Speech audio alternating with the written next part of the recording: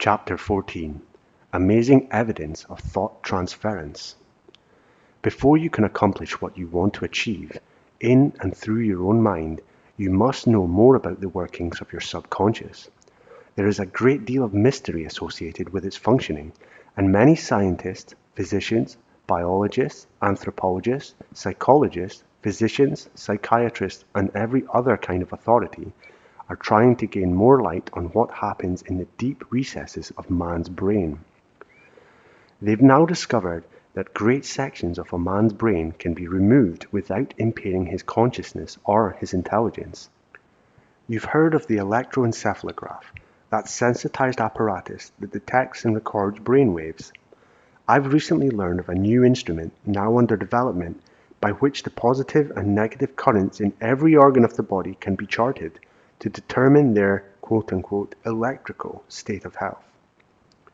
You see, the physical body isn't the grossly material organism we once thought it was. It is now referred to as an electrochemical machine of great sensitivity. A few years ago, scientists thought that the so-called soul was a part of the body and died with the body. Today, they are not so sure. In fact, many scientists have concluded that intelligence, consciousness, may not be a part of the body at all, but simply manifests through the body. Picture yourself then as a temporary tenant, living in your wonderful house of flesh, gaining experience and evolving your soul or consciousness through this experience while here, finally departing from this house when it has become impaired or outworn its usefulness. Fantastic? Nothing is fantastic anymore in this amazing age. What the mind of man can conceive, the mind of man can achieve. Man has desired immortality for as long as man has had conscious existence. He has dreamed and written and sung of a life to come in his religions, his philosophies, his songs, and his personal aspirations. Now it is becoming apparent that man has been intuitively sensing a land beyond the reach of the five physical senses, no less real than the world he is now in, a land which awaits his coming after the change called death. As you develop your own awareness, you too will become conscious of an increasingly positive conviction that this life is not all, that this is just the beginning of a continuously unfolding experience, an adventure in God's great universe. The key to this deeper understanding of self and your true relationship to the God consciousness within is to be found in your developed control and direction of the subconscious part of you. How much do you know about your subconscious mind? Do you know it is the most remarkable mechanism in the universe? Perhaps mechanism isn't the right word, but you've got to call it something. It operates with the precision of a watch if you properly direct it.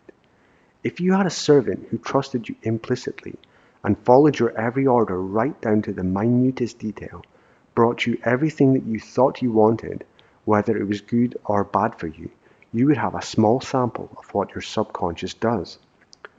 It stores away for your future use all the mental pictures and feelings and experiences you have had.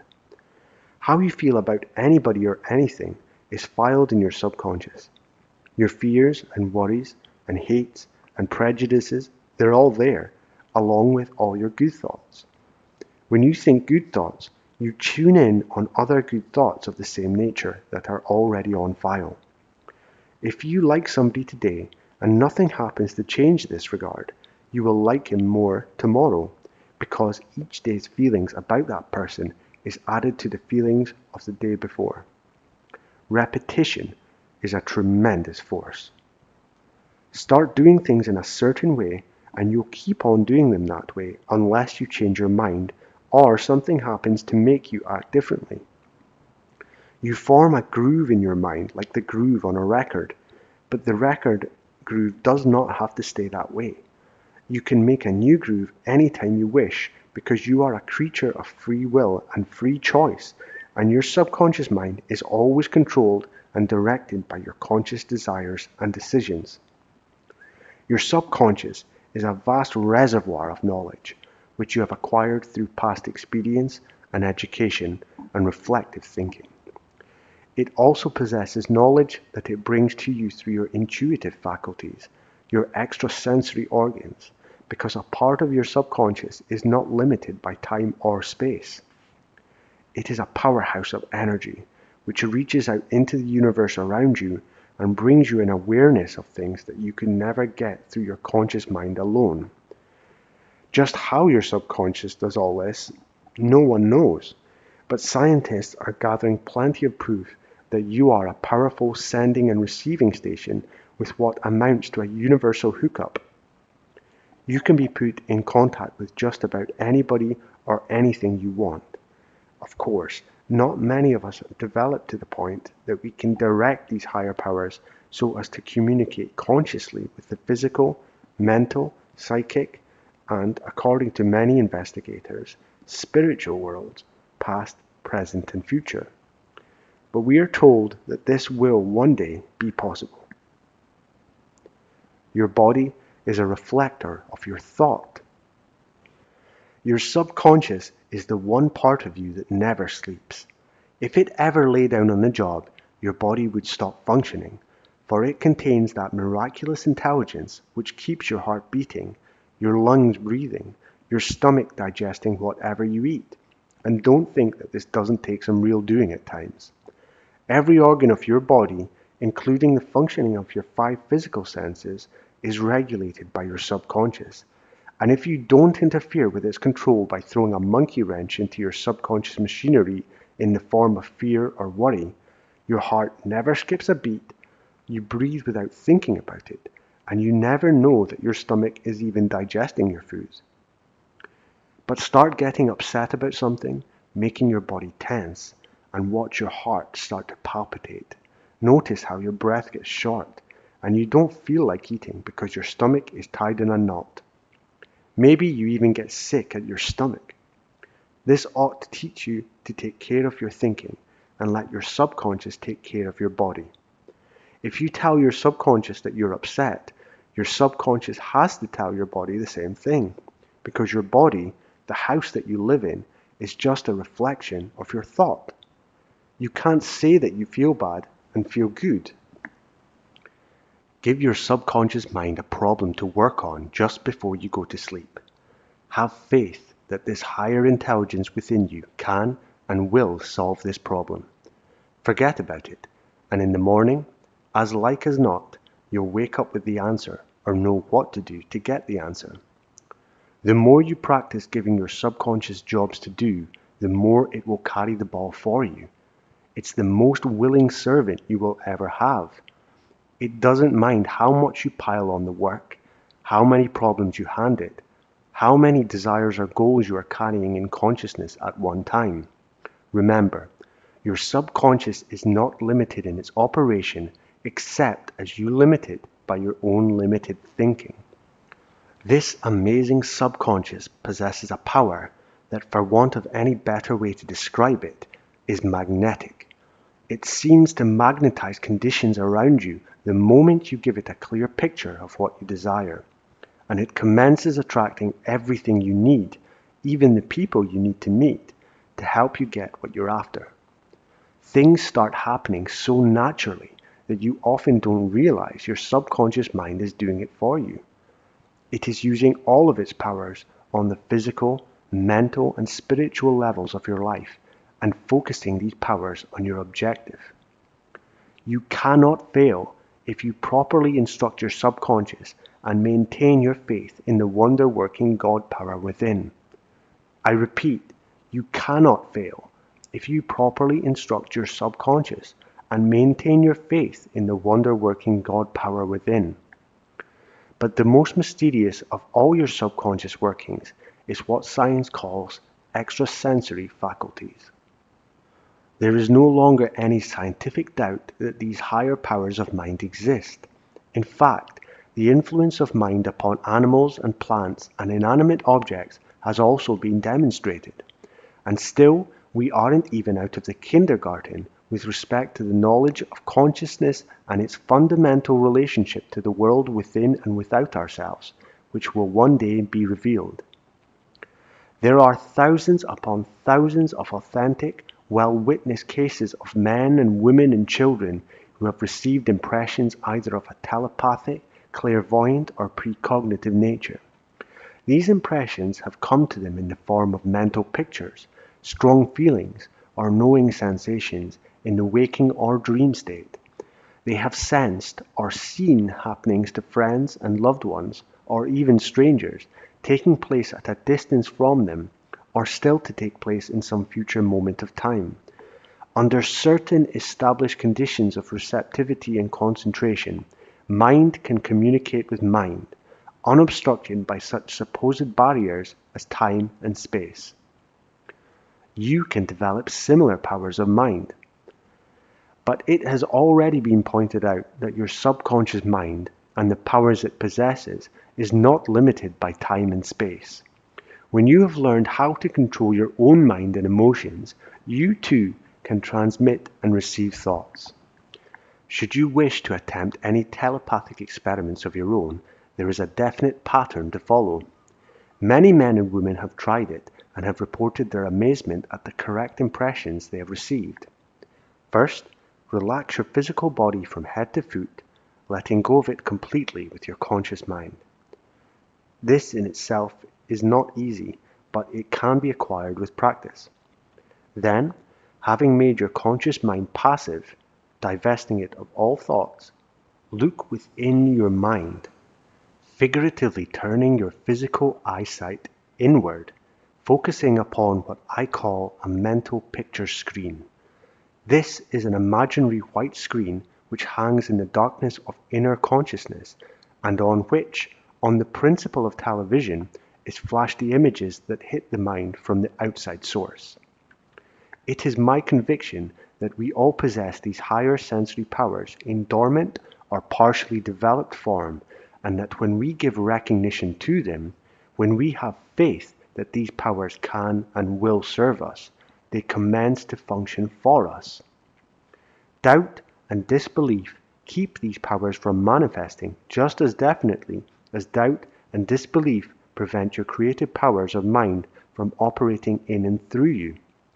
These extrasensory faculties are all part of the same great power. When you get a sudden, unexplainable impulse or urge to do or not do, this is your intuition. These extrasensory perceptions are trying to deliver a message to you. Occasionally, you will receive an impression or a mental picture flash of a future event, some happening that is coming towards you in time. Don't let your conscious mind argue you out of it if you get a strong feeling of conviction that this premonitory impression is genuine. I believe that man has it in his power to create, to a very large degree, his own future, his own destiny. The more he can learn to develop and depend upon his higher powers of mind, his intuitive faculties, and follow his genuine hunches and premonitions, the more he can avoid unhappy experiences and attract good happenings to him. While I have devoted years to such developments as I have attained, almost everyone at some time in his life can testify to an experience when his mind tuned in on the thoughts of another. I am indebted to Mrs. J. R. Hutchinson of La Jolla, California, for this outstanding illustration as follows. When my daughter was about 3 years old, possibly 4, which would have been in 1925, I attended a party one night. The favors were little paper Japanese parasols. I told my friends at the party that I was going to take my parasol home to my daughter, and they gave me their parasols to give to her too. She loved them and played with them for a long, long time, during which time I found a cute little song about a paper parasol, and she and I used to sing it together. Since then, I don't recall having thought of the words or the tune. On the morning of June 10th this year, I arose with a haunting little tune which kept recurring in my mind. Finally, the words came one by one, and after a couple of hours, during which I went about my household duties, the whole song came back to me, words and music. My husband was working out in the garden, and I rushed out to him and I asked if he'd like to hear a little song about the little paper parasol. I sang it to him over and over and told him how it had been running through my mind all morning. He is a very matter-of-fact person and laughed good-humouredly at me for making such a fuss about it. Then I forgot the whole incident. On June 18th, I found in our mailbox an envelope from Mexico which appeared to have more than just sheets of paper inside.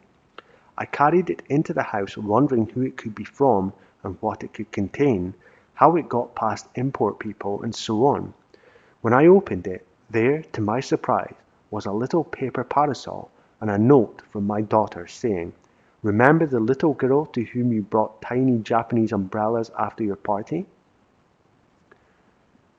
This has happened to so many of us, and of course it couldn't have been a coincidence. Mind communicates with mind, between friends and loved ones particularly, much more often than we consciously realize. There are those who believe that they can communicate on occasion with dear ones who have gone on through mind. Well, why not? If human beings survive death and can communicate mind to mind while on Earth, they should still be able to reach us through mind when we have developed our powers of sensitivity highly enough, or in our dreams when the conscious mind is blanked out and we are in the subconscious realm, not bounded by time or space. Arthur Godfrey, in an issue of that fine little inspirational magazine Guideposts, tells us of a psychic experience of his own. It was in 1923.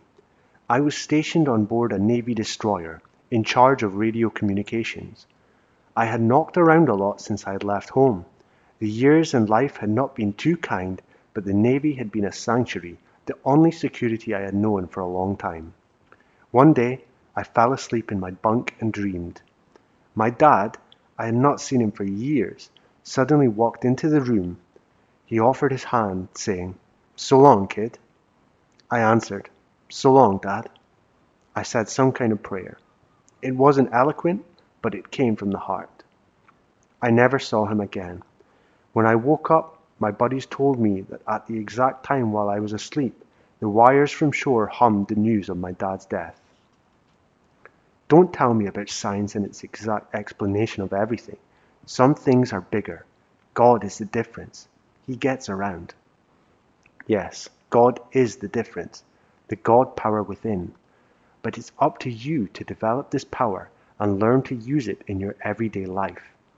Train yourself to follow your hunches, the guidance you receive from the impressions that come to you. If you believe in your higher powers, if you have faith that they will operate for you, they will. And once you have had any experiences of your own, similar to those described in this chapter, you will never doubt again.